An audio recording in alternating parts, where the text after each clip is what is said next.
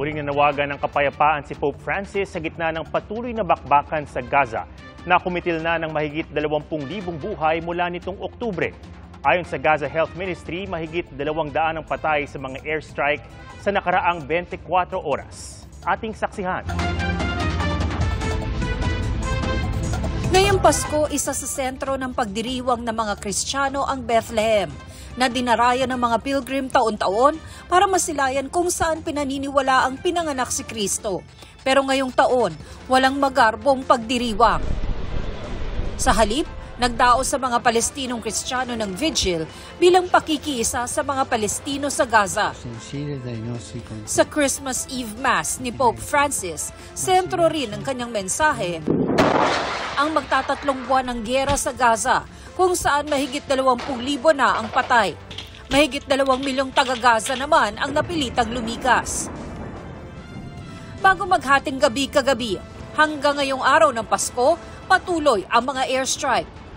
Isa na namang refugee camp ang napuruhan. Ayon sa Health Ministry sa Gaza, nasa 70 ang patay. Marami raw sa kanila, mga babae at bata.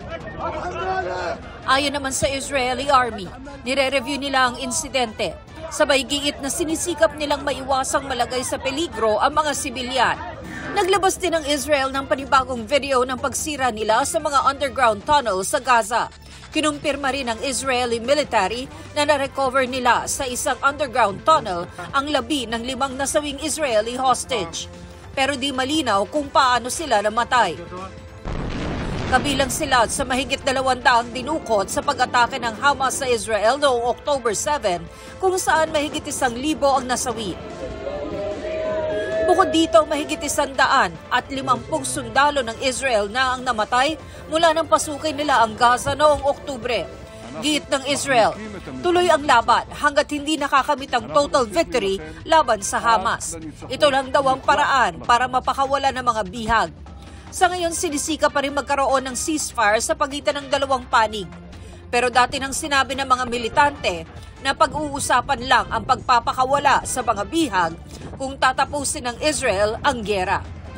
Para sa GMA Integrated News, Tina Panganiban Perez, ang inyong saksi.